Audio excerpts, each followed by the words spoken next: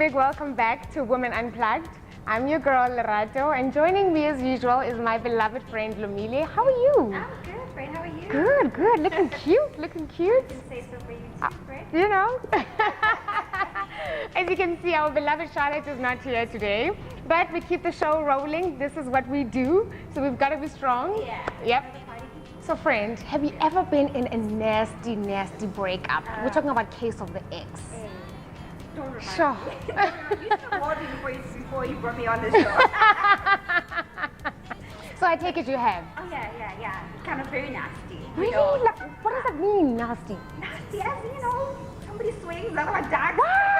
I'm kidding, not that violent. Okay.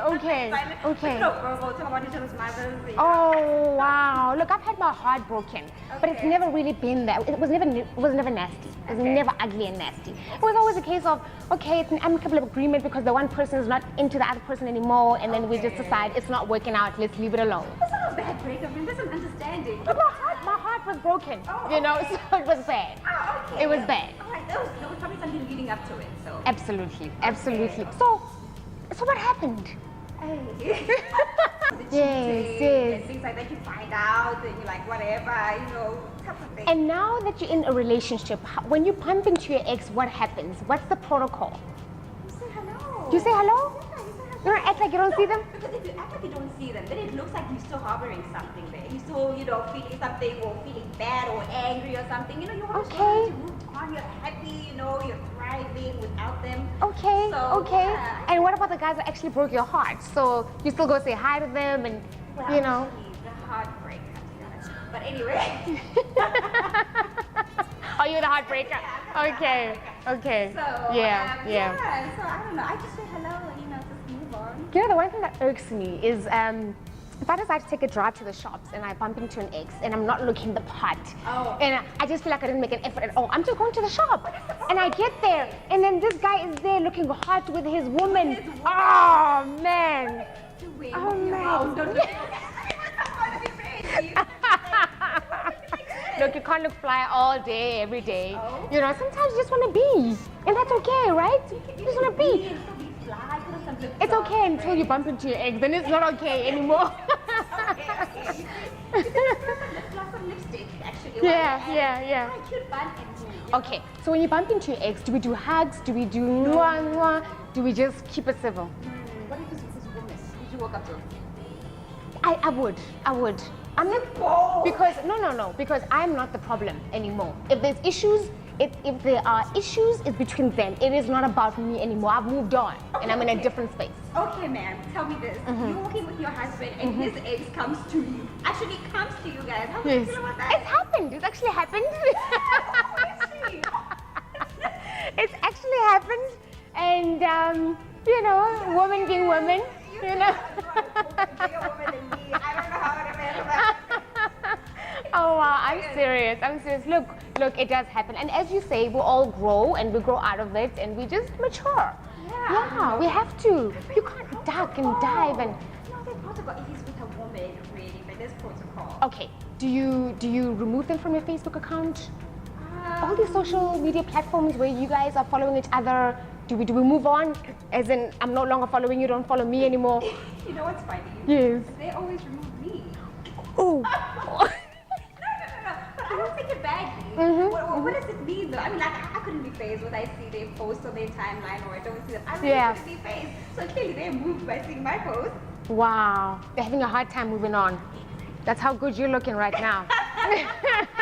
So friend, we'll be right back because what I actually want to get into next is how you get over a nasty breakup. Okay. What is your regime? All right. And that's what I want to get into as soon as we get back.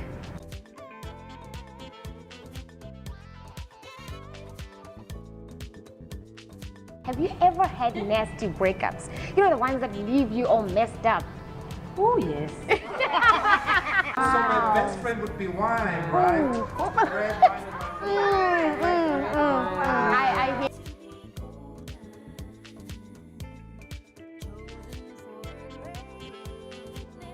All right, guys, I promised you amazing guests, and here they are. we've got Majola over there, and we've got Lebo over here. So, welcome. Yes. Thank you. Hello. And I told you that they are performers. They are actors. They act. This is amazing. Thank you so much for joining us. Thank you. Pleasure. Thank you for having us. So we were just talking about the case of the ex, and I just want to know from you guys, have you ever had nasty breakups? You know, the ones that leave you all messed up. Oh, yes.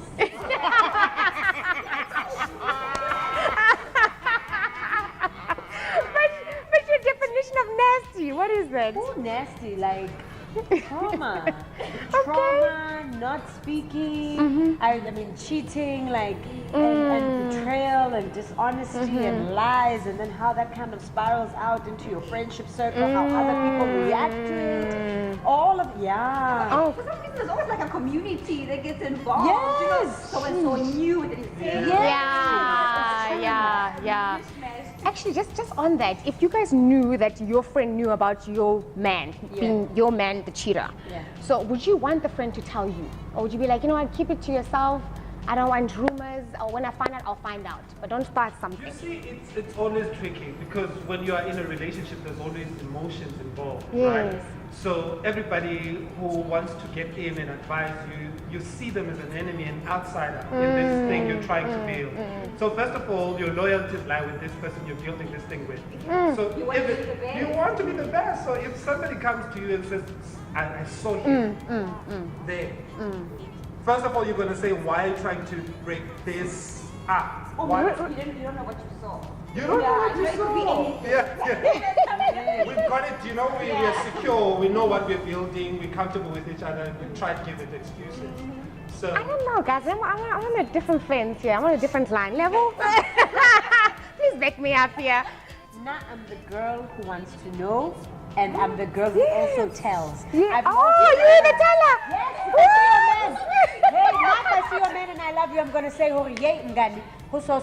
Jamon. I've lost friends for that, Oh, my and I'll still continue to be like that because to live knowing, Hori, hey, to sit and watch you now in a relationship being humiliated, you know, I mean, I've been on the other side of it, you know, where people know And and they then they just don't say- say.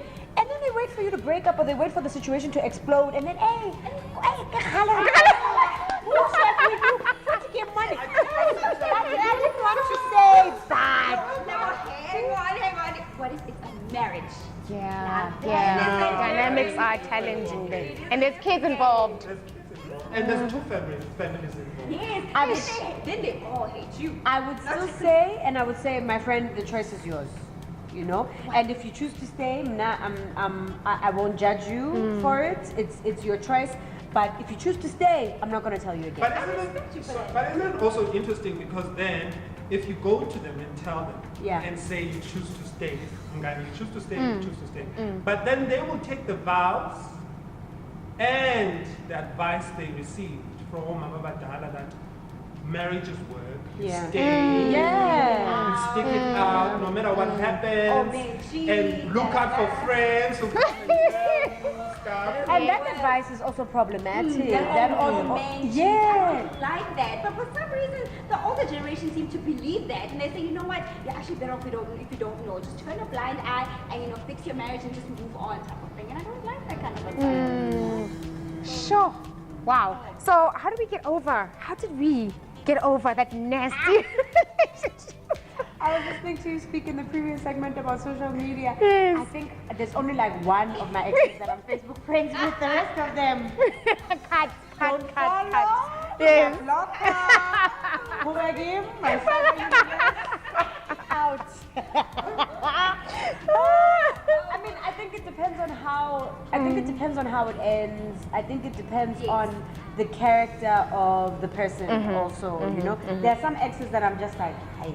There are other exes that, I mean, for instance, I'm not with the father of my child, and we have to deal with each other. You know? Yes. But it's a very practical relationship. Like, this is what's happening with the kids. Blah blah blah blah. It's not like, hey, ngani did you go see this movie? Or who are you dating? Or, you know, I'm not interested in that. No, I definitely understand that. But I do have one or two exes that I can speak to, especially if it's because it wasn't a horrible relationship. We just decided, you know, it should end. And I've known this person for like years and years and years. Yes. So the idea of them being out of my life is just a bit, wait, because we can actually be friends. Yes. So. But how do we move on from that? Like, what did you do to get over that? Were you depressed? Yes, definitely. Really? Definitely. Depression? I think you must allow yourself some time also to feel everything, to feel rage, to feel sadness, to sit in bed, to eat bad food, you know, have your friends that you cry with that are going to indulge you, but I think give yourself a time limit for that, you know, and then, and also I think prioritize self-care. You know? I like that. I like that. Prioritize the Self-care. things that you know are going to be good for you, like, you know, exercise, drink enough water, get out of bed, take a bath, you know, do what you have to do. Build yourself up again, And, you know, for me, it's well, I entered this space, woman's space, as a gay man, you know, and for me, it was very lonely in the beginning, in high school or tertiary, with breakups and stuff, because I didn't have anybody, a community around, right? Because a lot of people have issues with same-sex relationships. So the relationship in itself was mostly private. So when it ended, now I was alone Where do you go? with the heartbreak. Oh, wow. So my best friend would be wine, right? Red wine in my I hear you. Yeah, but then you mature with breakups because Wow. you mature with loss, right? Because life, you know, we lose a lot in life. And you are not prepared sometimes for most of the losses you suffer, but you have to live through them. Get something out of Yeah, it, you know? yeah. Sure. I did the whole hair cutting. Did you? Did you really? My hair. That's fantastic. It was so therapeutic. I felt like I was letting go of something, you know? And then, and then I did the whole, you know, binging or junk food and stuff. But then I got over it. And then I started getting myself very busy. So I started getting very involved in my business, involved in going to gym, and, you know, just starting a whole lot of other things. Oh, and then making friends. So that did also keep me busy. So that was a lot. You know, it wasn't like too traumatic. Yes, yes. I'm a big believer in retail therapy. I believe that works. Have you tried it? New wardrobe. Anyway, now, next time when you see me, you must know. Maybe with music for me and books. Okay. I'll buy a lot of books, and I will never have time to read all of them. But it's just, you know, I just see them there. They're gonna help me deal with this loss. Yes. Wow. I think also embracing being single is appreciating the fact that now you have time to yourself again. You know, when you're in a relationship and everything is a negotiation, like where are we gonna eat, what am I doing with my evening now, what are we gonna watch, all this stuff. And then now you have the time and the space to be able to travel to the places, wear the things he didn't like, do the stuff that he didn't like to do, eat the food he didn't like to eat. It's nice, you know. I'm so glad you brought that up because, you know, a lot of people will hang onto the relationship to avoid getting to the single part. And you know, once you get to the single part, you realize it's actually not that bad. But then the sad thing about the single part is that when you do all of that stuff alone, you want to go back to him and say, see? So you still want somebody to share it with. Oh, wow. This is so interesting. But I'm going to have to cut it here. We'll be right back with our third segment, and this is where we are talking everything performing arts. Stay tuned.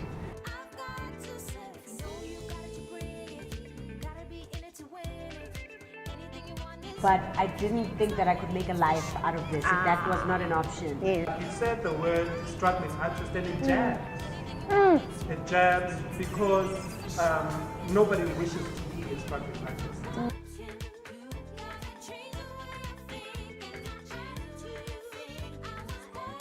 I want to know, from a performing arts point of view, I've got so many questions, but here's where I'm starting.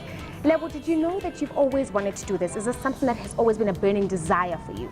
No, I No. knew, I've always loved the arts. I grew up loving literature, loving books, but I didn't think that I could make a life out of this. That was not an option. Yes. And Option to you or to your parents? both. Both. Both. Okay. Because it wasn't an option to my family, Yes. it therefore was not an option to me. I went to vets, I studied law and international relations, I did an undergraduate degree in that, and towards the end of my studies, discovered the underground art scene in Joburg and fell in love with spoken word, fell in love with poetry. I'd been keeping a journal for many, many years, but I didn't realize that there was a space and a place to be able to share this with other people. So and even when I started, even the people who told me, oh my God, you're brilliant, you're brilliant, you're brilliant, you're brilliant, were like, you'll never be able to make a living.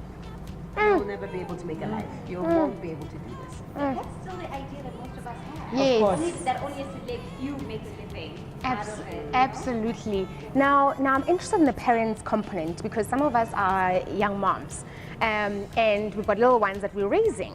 And society is still a big fan of go to university, get that traditional degree, whether it's in finance, in accounting, in marketing, and whatever. And there's still that term, struggling artist, that's still lingering there. What is the reality, guys? You guys are in this. Majola looks like he has a lot to say here. Please. How did your parents take it when you said to them, I want to venture into the performing arts space? It wasn't a surprise for them because I had been displaying talent since I was 9. Okay. I showed that I wanted to sing, and I showed commitment.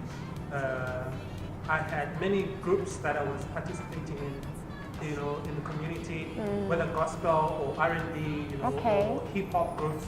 But there was something that I was doing. So when I announced to them in my matric year that I wanted to actually, you know, study the arts, there was no opposition from them because That's amazing. I had gained their trust. With the time, they allowed me to go and participate in all these other groups. Wow. So I'm grateful for them, to them for that, because they really trusted me. But then it's difficult, like you said, the word struggling artist, and it jabs. It jabs because nobody wishes to be a struggling artist. And certainly in my, you know, circle, everybody has got an education, training, a formal training in their skill. But it's the industry how it's shaped. And when you say that you train your children to go study accounting and stuff like that, it's because that industry is shaped.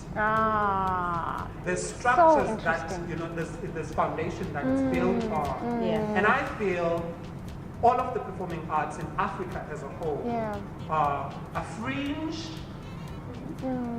industry for America, because whatever surplus that comes out of the arts, most of it goes back to America.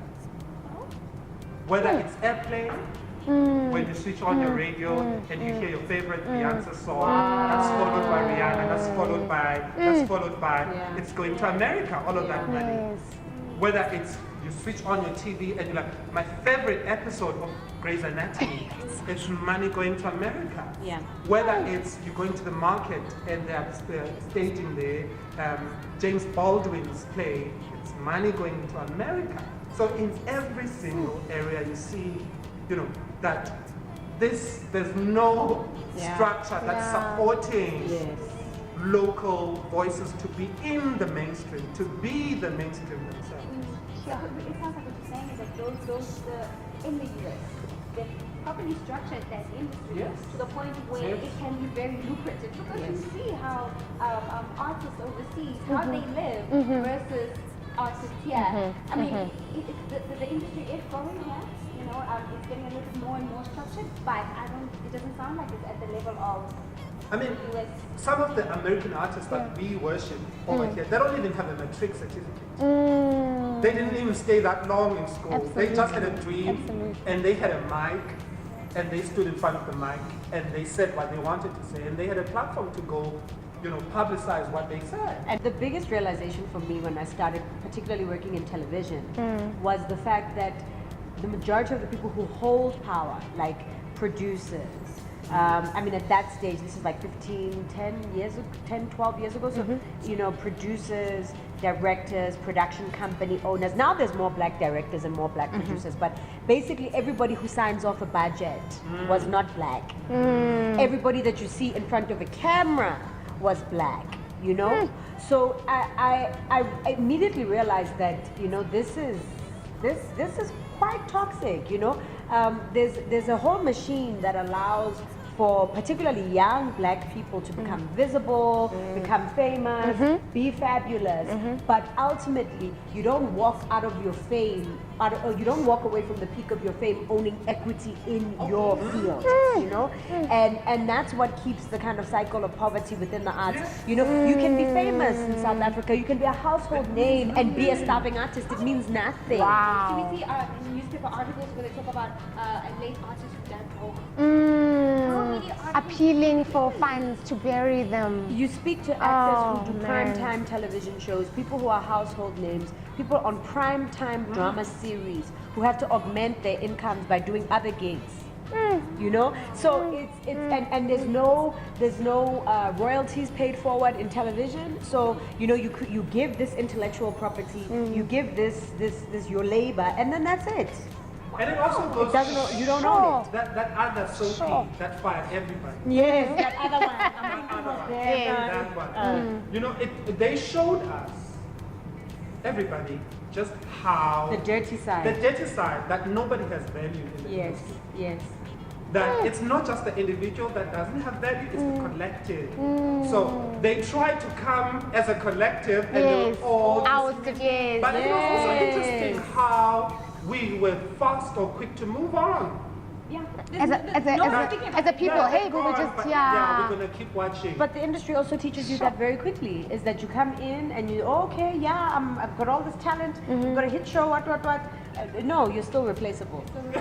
There are 10 people that could be in your seat right now, and it's true. But here's something, just thought provoking.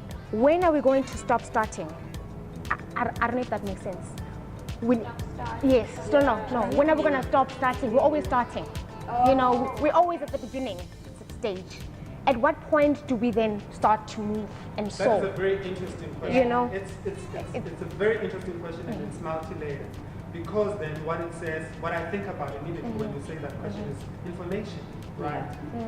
Information, what was taken away from us for us to think that we are beginning. That's it. Right? That's it. Because if we are always on the state of beginning, then it means we know nothing. But somebody has to come and provide so for us to start. But then you find that there's evidence that we started things. We started, industries. We had economies. We had trade. Empires. We had languages. Science. We had science. Astronomy. We had everything. And thanks to the former president, Thabo Mbeki, who went to Timbuktu to go discover those manuscripts. So now it becomes the individual's job to attune to what has been discovered that we always had. And I'm going to stop it right there because we are going to go on, and the producers are screaming.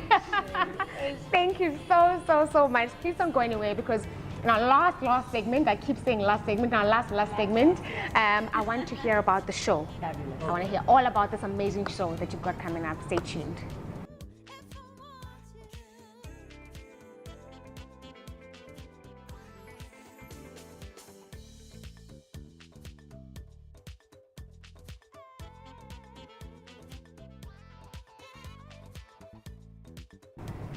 All right, on the 31st of March, we are all heading to the platform in Newtown. We are going to witness you guys come alive. Tell us all about the show. It's on the 31st of March, the platform in Newtown. It starts at 6 o'clock, right? And I believe it's 100 Rand entrance fee. All right, now what can people expect? First of all, let's just say. Okay. Rightfully, it should be Lebo, Mashile Okay. and Majola. All right. Right? But because this humble lady here wanted to put me forward, though, Okay. thrust me into the spotlight. Beautiful, beautiful. And I'm grateful for that because you have contributed so much in this nation's society, people's minds. You've really nurtured people's thinking in this country. And I'm grateful to be sharing a platform with her. I've worked with her previously, sharing another platform with her again. So on the 31st of March, we are coming together. She's coming as a black woman, feminist, and I'm coming as on that stage as a black gay man. That is an interesting narrative. Absolutely. Where do these two worlds meet and where do they collide? Right? Where are the alliances? Where do the alliances come to an end? Where do they become sort of frenemies to each other? Yes. And I want to establish that platform to have that narrative established because both black women and gay men suffer from patriarchy, a system that wants to control masculinity, how a man, presents himself, and how a woman shows up, the job of a woman, the placement of a woman, and both of them have been placed in a certain corner. But then we're going to do that with music and poetry. It's going to be beautiful. It's going to be beautiful. I can see it already. Smoky lights. Something deep. Wow. I mean, it sounds like it's going to be very insightful. Yeah. You walk away just having a glimpse into the other world. Yes. And one of the people, a group of people who are going to be joining us are some of the student leaders from Roads Must Fall and Peace Must Fall. Because I also participated in those particular movements. Yes, because I'm still anonymous. Yes. And we couldn't. Okay. And they did Hey, say, hey, bye-bye. and they did say, but I respect them for saying that, I respect them, Now, if I'm interested in following the both of you, where can I find you? Are you present in social media? Yes, very much so. Okay. I'm on Facebook as Lebo Mashile. There are a couple of Lebo Mashile fan pages, but they've been created by fans, not me. Okay. I'm most active on Twitter at Lebo Mashile. Okay. I've got a website, lebo-mashile.co.za. Instagram? No. Hey, I cope with one addiction. Because I tried to find you. The reason why I say, are you present on? Because my immediate go-to is Instagram all the that's time. your If I want to, thing. yeah. Okay. I was like, Lebo, I Lebo. created one, but there's like 6 pictures there. I haven't posted anything in years. I don't think I could manage Twitter and Instagram. Okay. Like, Fair. We're looking at With Majola. me, I can cope with one addiction, and my addiction is Facebook. Okay. I love Facebook. Okay. So people can find me on Facebook, Majola. It's just Majola. Okay. The page name, and they can actually find more information about the event. gig on the 31st on that page. Okay. And if they want to pre-book seats, they can also find emails on that page. Okay, lovely. Yeah. Okay, perfect. So I would like to put you guys on the spot. It's up for grabs. This offer is up for grabs. Now you can't leave this show. You cannot leave this show without giving people a taste of what they can expect on the 31st of March. I, for one, would like to see. All right, let's see. Gula boot. Across the morning sky, all the birds are leaving, but how can they know that it's time to go?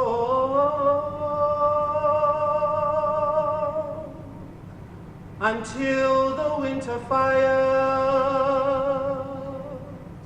return again, I do not count the time, but who knows?